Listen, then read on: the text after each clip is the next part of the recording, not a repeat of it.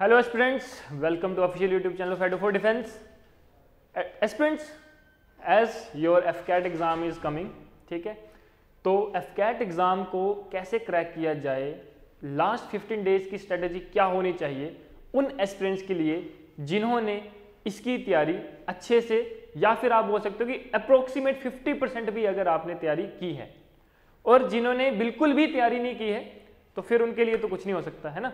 But जिसने अगर 100 में से 50% भी प्रिपरेशन की है तो उनके लिए बेस्ट स्ट्रेटेजी क्या होनी चाहिए, लास्ट 15 डेज की स्ट्रेटेजी, सो दैट कि आप कट ऑफ को इजीली क्रैक कर सको। ठीक है, जो आपकी कट ऑफ होगी यानी कि आप 150 155 से अबव मार्क्स जो वो इजीली स्कोर कर पाओ एफकैट के एग्जाम में। क्लियर? तो आज हम इसी के ही बारे में जो है वो डिस्कस करेंगे। क्लियर कि आपकी 15 डेज की क्या स्ट्रेटेजी जो है वो होनी चाहिए एफकैट एग्जाम के लिए। तो देखिए, अगर हम बात करें 15 डेज स्ट्रेटेजी फॉर एफकैट 1 2023 की, जो कि आपका 25, 26, 24 फेब को होने वाला है। ठीक है, अगर हम बात करें, सबसे पहले देखिए, जिसने पढ़ा है, जिसने थोड़ा सा भी एफकैट का सिलेबस पढ़ा हुआ है पहले का, तो उसने क्या करना है, सबसे पहले जो भी बेसिक कंसेप्ट या फॉर्मूला है मैथ्स एंड रीजनिंग के, क्योंकि आपको पता है, देखो मैथ्स एंड रीजनिंग अगर आपने कर लिया तो समझो मैथ्स तो आपका एफकैट तो इजीली हो जाएगा, इजीली आप एफकैट क्रैक कर लोगे, है ना। क्योंकि मैथ्स और रीजनिंग ऐसे हैं, देखो मैथ्स से 20, रीजनिंग से 25, 45 questions, approximate 50% of your AFCAT exam coming from these two questions. AFCAT में आपके लगभग 50% जो क्वेश्चंस हैं वो आपके सिर्फ इन दो टॉपिक से आते हैं, मैथ्स और रीजनिंग से। दोनों बहुत इजी हैं। रीजनिंग की बात करो तो रीजनिंग बहुत इजी है एफकैट की, 25 में से आप, मैं बोलता हूं 22 से 23 क्वेश्चंस आप इजीली बिल्कुल सही कर सकते हो। ठीक है, और मैथ्स की बात करें तो 20 में से 15 क्वेश्चन आप आराम से कर सकते हो, क्योंकि यहां पे इतना टफ नहीं है। अगर आपने बेसिक कंसेप्ट पढ़े हैं, फॉर्मूलाज अगर आपको आते हैं, तो ये सबसे आसान होगा आपके लिए। मैं देखो उस साइड नहीं जाऊंगा कि मैं आपको बड़े वो दूंगा कि बस आप तो 15 दिन ये कर लो, आपका बस पेपर तो आप तो टॉप कर जाओगे, AIR 1 आ जाएगा आपका, नहीं। मैं आपको एक प्रैक्टिकल एक सोल्यूशन बताऊंगा, प्रैक्टिकल एक आप बोल सकते हो कि वे बताऊंगा आपको कि आपकी स्ट्रेटेजी क्या होनी चाहिए। एक प्रैक्टिकल और एक जेन्युइन चीज मैं आपसे यहाँ पे शेयर करूंगा। ऐसा नहीं है कि मैं अपने वो करने के लिए मैं आपको ये बता दूंगी कि बस आप ये कर लो, आप तो बस AIR 1 बन जाओगे, नहीं। मैंने इसीलिए पहले आपको बोल दिया कि जिसने 50% तैयारी भी की है एफकैट की, वही इसको देखें। जिसने बिल्कुल भी नहीं की है वो तो बिल्कुल रहने दें, वो अभी चाहे इसको वीडियो को बंद कर दें, कोई दिक्कत नहीं है। ठीक है, क्योंकि अप्रोक्सीमेट अगर आपने 50% चीजें पढ़ी हैं एफकैट सिलेबस की, तभी आपको ये वीडियो जो है वो यूजफुल लगेगी, अदरवाइज नहीं लगेगी। ठीक है, और मैं यहाँ पे आपको ये गलत इन्फॉर्मेशन देने के लिए नहीं आया हूँ कि आप बस इसको देख लो, ये चीज कर लो और आप AIR 1 ले लोगे, नहीं। ठीक है, मैं आपको सिंपल सी चीज बता रहा हूं कि इजीली आप 160 155 प्लस मार्क्स जो है वो कैसे ले सकते हो अगर आपने 50% चीजें भी पढ़ी हैं, और लास्ट 15 डेज में आपने क्या करना है ऐसा कि आपका वो मार्क्स जो है वो सिक्योर हो जाए। ठीक है, तो सबसे पहले आपने क्या करना है, जो भी आपके मैथ्स और रीजनिंग के बेसिक, देखो मैथ्स में आपके मुश्किल से 7-8 चैप्टर हैं, वैसे ही रीजनिंग में आपने क्या करना है, उन चैप्टर्स के जो बेसिक कंसेप्ट और फॉर्मूले हैं जो ऑलरेडी आपने पढ़ चुके हैं, उनको रिवाइज कर लो। एक आप चाहे नोट्स, एक नोटपैड ले लो, एक वाइट पेपर ले लो, उस पे जो है वो लिखो उनको कि अगर टाइम डिस्टेंस स्पीड है, टाइम डिस्टेंस स्पीड के कौन कौन से फॉर्मूलाज हैं, कौन कौन से कंसेप्ट्स हैं, उनको लिखो। ठीक है, रीजनिंग है, रीजनिंग में आपको कौन कौन से याद करने हैं। ठीक है, उसके बाद करंट अफेयर और स्टैटिक जीके को रिवाइज करो। जो भी आपका करंट अफेयर है लास्ट 4, 5, 6 मंथ्स का, जो आपने उसको नोट डाउन किया उसको रिवाइज करो अच्छे से, पॉइंट टू पॉइंट रिवाइज करो। जो मिलिट्री का अफेयर है, मिलिट्री नॉलेज है, मिलिट्री करंट अफेयर है, वो आगे भी चलेंगे, वो बताएंगे, उसको भी रिवाइज करो। ठीक है, स्टैटिक जीके में क्या हो रहा है हमारे देश विदेश में, हमारे आसपास, ठीक है, सराउंडिंग्स में क्या चीज़ें हो रही हैं, हम आपकी बेसिक चीज़ें जो आपको याद होनी चाहिए, उनको जो है वो आप एक सिस्टमेटिकली ऑर्डर से रिवाइज करो। ठीक है, this will take your 5 days. मान लो 15 में से 5 दिन आपने लगा, वैसे 5 दिन लगते नहीं, बट फिर भी कि 5 डेज आपने इसके लिए लगा लिए।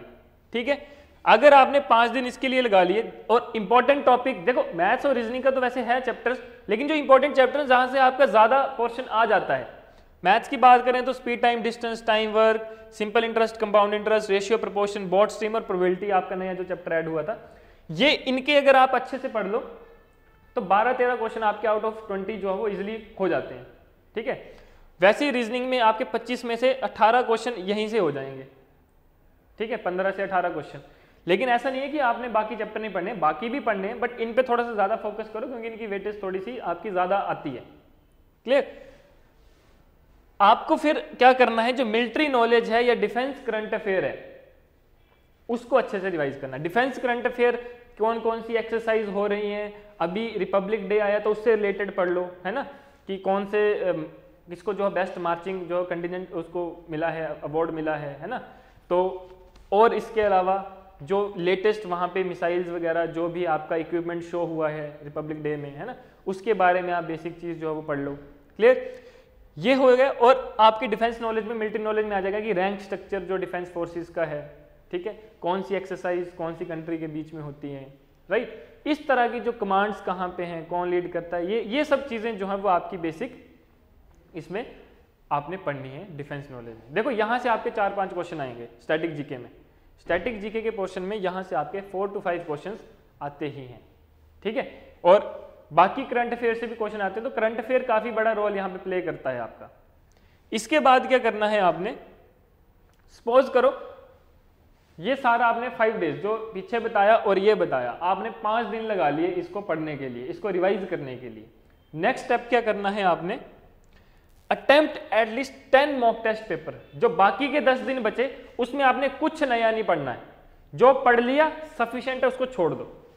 रिवाइज भी कर लिया आपने 5 दिन में, उसको रहने दो, वो हो गया। जितना आपने पढ़ना था, जितना प्रिपेयर करना था वो कर लिया।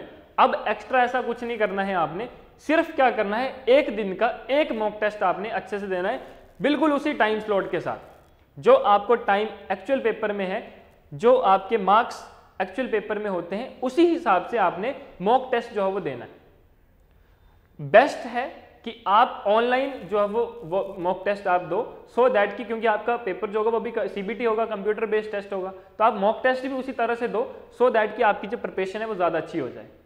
ठीक है, तो आपने क्या किया, एटलीस्ट 10 मॉक टेस्ट पेपर्स पढ़े अच्छे से। ठीक है, आपने हर एक दिन में एक पेपर सॉल्व करना है और फिर रेस्ट करना है, आराम से चिल मारो, कोई दिक्कत नहीं है, क्योंकि जितना आपने पढ़ना था उतना पढ़ लिया है। और जो सोचेगा कि मैंने कुछ नहीं पढ़ा और मैं लास्ट के 10 दिन पढ़ के पेपर पास कर लूंगा, तो वो सबसे बड़ी उसकी जो है वो एक गलत फहमी है, आप बोल सकते हो। ठीक है, क्योंकि जिसने पिछले 5-6 महीने में कुछ नहीं पढ़ा वो लास्ट के 10 दिन पढ़ के भी कुछ ज्यादा उखाड़ नहीं लेगा, है ना। तो आपने क्या करना है, जो पढ़ चुका है, जैसे कि मैंने बताया जिसने 50% भी पढ़ा है और 5 दिन में जो मैंने पीछे बताया आपको वो अगर आपने चीज पढ़ ली है, वो रिवाइज कर ली है, ठीक है, तभी उसके बाद जो लास्ट के 10 दिन बचेंगे, 5 दिन तो आपने उसमें चले गए, 10 दिन जो बचेंगे उसमें बस आपने क्या करना है, दिन का एक मॉक टेस्ट लगाना है, दैट्स इट। कुछ नहीं पढ़ना, कुछ रिवाइज नहीं करना, सिंपल। आपने क्या किया, एक मॉक टेस्ट लगाया, शाम को उसको इवैल्यूएशन करी, कितने मार्क्स बन रहे हैं, ठीक है, एक्चुअल हिसाब से कि 3 marks right answer, 1 marks negative mark, कितने आपके मार्क्स बन रहे हैं। दिन का एक पेपर लगाना है आपने, ठीक है। वैसे ही हर दिन आपने 10 दिन तक 10 मॉक टेस्ट देने आपने एग्जाम के एक दिन पहले तक। जब आप 11वें दिन, मतलब ये 10 मॉक टेस्ट लगाने के बाद जब आप एक्चुअल पेपर में बैठोगे ना, आपकी स्पीड एक्चुअली बन चुकी होगी और आपको पता होगा यार ये तो मैंने किया, ये किया है। देखो ना, 100 क्वेश्चन है, 10 मॉक टेस्ट लगा रहे हो, 1000 क्वेश्चन आप प्रैक्टिस करके जा रहे हो लास्ट के 10 डेज में, और उन 1000 क्वेश्चंस में आपने अपनी इवैल्यूएशन भी की है कि मैं पर 100 क्वेश्चन कितने मार्क्स में इजीली सिक्योर कर सकता हूं। तो इससे बड़ी बात क्या होगी, ठीक है। जब आपने ये मॉक टेस्ट कर लिए, आपको खुद ब खुद सेल्फ कॉन्फिडेंस आ जाएगा कि यार मैं मतलब 160 170 तक इजीली स्कोर कर पा रहा हूं या कर पा रही हूं, ठीक है। जब ये चीज हो जाएगी आपकी, फिर उसके बाद आपने क्या करना है, नेक्स्ट जो आपका एग्जाम है उस दिन आपने सिंपल पेपर देने जाना है। और देखो आपको पता है कि 2 दिन तक जो है वो आपका एग्जाम चलता है, 2-3 दिन।